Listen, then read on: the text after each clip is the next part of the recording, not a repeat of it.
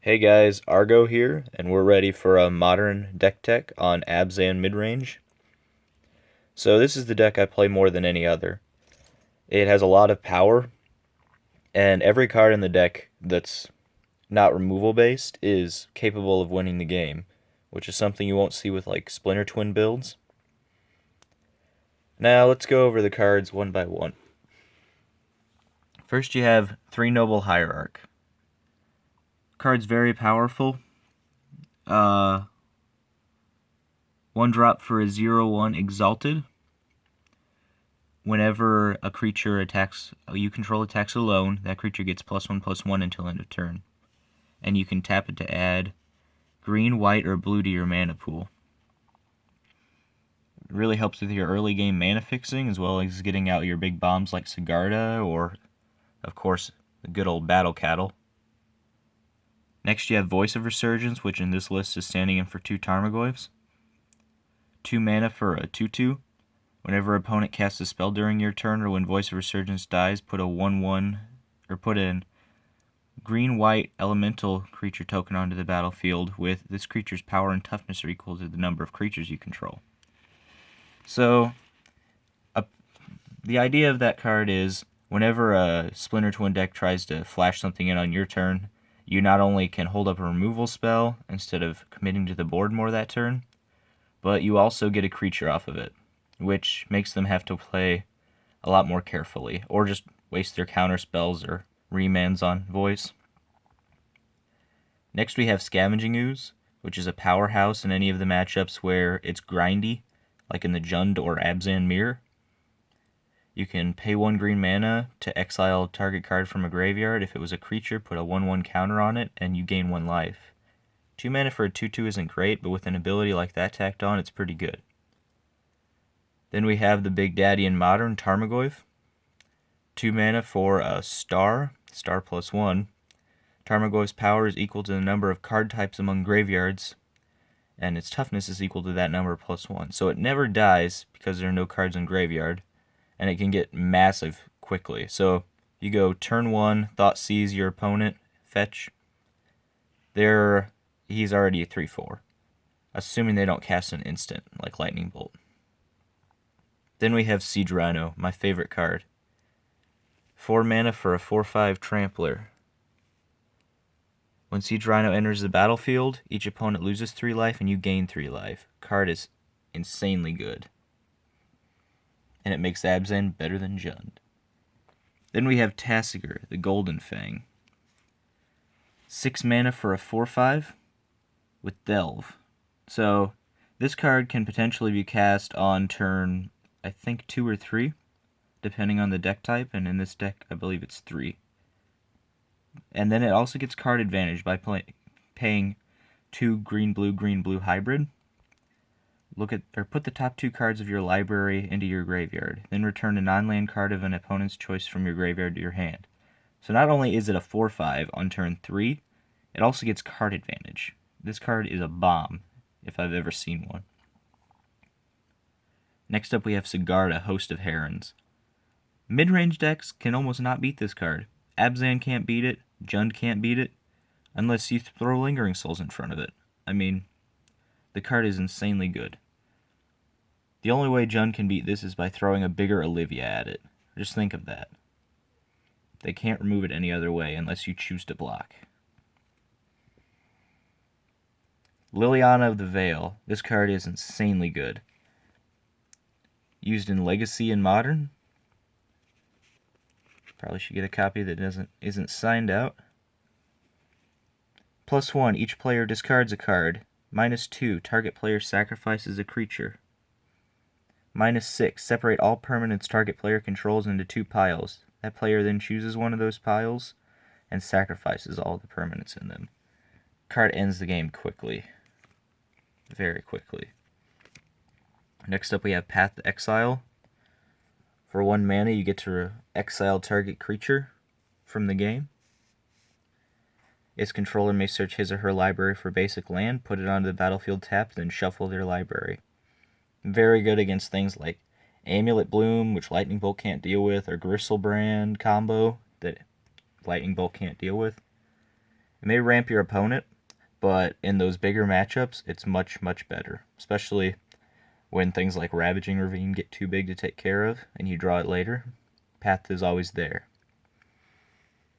Next we have Inquisition of Kozilek, a 4 of in the deck.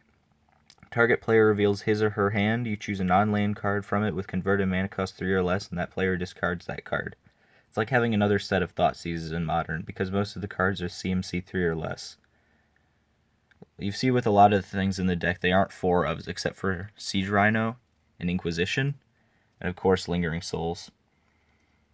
Because we want to have a wide range of things that we're doing. But Inquisition is so powerful that it warrants a 4 of, just like Siege Rhino does. Even Liliana, we only have 3. Next up is the good old staple Abrupt Decay. Not quite that old. It was in Return to Ravnica, but still. Green-black, can't be countered by spells or abilities. Destroy target non-land permanent with converted mana cost 3 or less. Really, really good in Splinter Twin matchups or Abzan Mirrors or Jund matchups. Anything, really. It controls a good deal of the format and is easily boarded out for things like Path to Exile. Next up is Lingering Souls. This card is so good, I can't even tell you. With Gavany Township, which we run in the land base, it becomes a big problem later in the game, or even early in the game when you have these 1/1 beaters. For 3 mana, put 2 1/1 white spirit creature tokens with flying onto the battlefield, and you can cast it from your graveyard for 1 and a black. This card is so good. You can just make spirits all day, activate Gavany Township, and overrun them. I can't tell you how many games I've won against, Collected Company combo, where I've destroyed their combo and they have nothing else to win but the beatdown, and then this just stops them in their tracks and they can't win. Then there's a 2 of good old Thoughtseize. 1 mana, target player reveals his or her hand. You would choose a non-land card from it, that player discards that card, and then you lose 2 life. Card gets rid of everything. If you have something you can't deal with in your matchup, like, let's say, Thrun. Thrun's a very good example. He cannot be dealt with by removal, and he's very hard to get rid of through blocking. Thoughtseize is a way to deal with that. Also, things like Batterskull can only be solved with Thoughtseize. Unless you have Kolaghan's Command, but that's a different story. Then we have a 1 of Dismember. Target creature gets -5/-5 until end of turn. You can pay 1 and 2 Phyrexian. Black Phyrexian. This card's very good at removing opposing Siege Rhinos or things that are just too big, but usually get boarded out against things like Tron. Because what do they have? They have Wormcoil Engine, which it doesn't take care of, and you just bring in another Path. Or maybe a Maelstrom Pulse, because it takes care of their Planeswalkers. Then we have the mana base. I'll just give you a real quick look at that. 4 Verdant Catacombs, 4 Windswept Heath, 1 Marsh Flats, 2 Treetop Village, because mainlands are very good in the Tron matchups, or things that wipe the board but can't get rid of lands. Especially when Ugin or Karn has to minus. Treetop Village can get him back real quick for that. 2 Gavany Townships, as I mentioned before. Pumps Lingering Souls. At one time I made Noble Hierarch an 8/9. Card gets out of hand real fast. Woodland Cemetery, a 2 of. It's better than Filter Lands because it can make its own mana. 1 Godless Shrine, 2 Overgrown Tombs, 1 Temple Garden, 1 Urborg, 1 Plains, 2 Swamps, and a Forest. That's the main board of Modern Abzan, as I've been playing since January, about 10 months now. Very, very solid build. I plan on playing it in either St. Louis or state championships. And I have tons of experience with the deck, and I believe it can win almost any tournament in the right hands, just from the sheer power level of it. So we'll get back to you guys in the sideboard just a sec. Back with the sideboard, here's what we have. In the board we have 2 Kitchen Finks, 1 Abrupt Decay, 1 Path to Exile, 1 Thoughtseize, 2 Fulminator Mage, 2 Leyline of Sanctity, 1 Wrath of God, 2 Maelstrom Pulse, a Stony Silence, and 2 Ghost Quarters. So the first thing you guys need to realize is there's a lot of hate for Tron in here. Tron is the worst matchup for Abzan by far, just for any mid-range deck, because it goes too large too quickly. Things like Fulminator Mage, Ghost Quarter, and Stony Silence keep them off of their Tron for as long as possible. These Ghost Quarter and Fulminator Mage destroying the lands they go get, and Stony Silence stopping them from using their Expedition maps or their eggs. Kitchen Finks, Leyline of Sanctity, and Path to Exile usually come in against any burn matchups, simply because these stop direct damage, those gain life, and Path is a quick answer to their Goblin Guides, which is always nice. In the mid-range matchups, Thoughtseize, Path, Abrupt Decay, Kitchen Finks, and Maelstrom Pulse usually come in.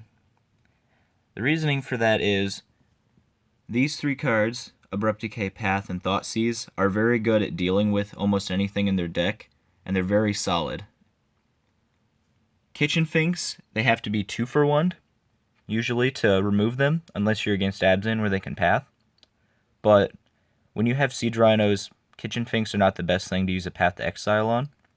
Also, they gain life, so they're really good at grinding out a game, especially with the Gavany Township to replenish their -1/-1 counters up to regular. And Pulse just to deal with general threats. Leyline of Sanctity comes in against any damage combo matchup, like Scape Shift or Grishel Brand combo to stop the Borborygmos. Wrath of God, of course, comes in against anything that's a big creature deck. So tokens, let's see, Merfolk, of course, and our meta Goblins has become a thing for some reason. Not that I have any problem with Goblins, I just don't understand why it's being played so much. And the Kiki Chord combo, it's also very good there. Of course, against Affinity, we'll bring in Stony Silence, maybe a Maelstrom Pulse, Wrath of God, Abrupt Decay, Path, and maybe a Fulminator Mage to keep them off land.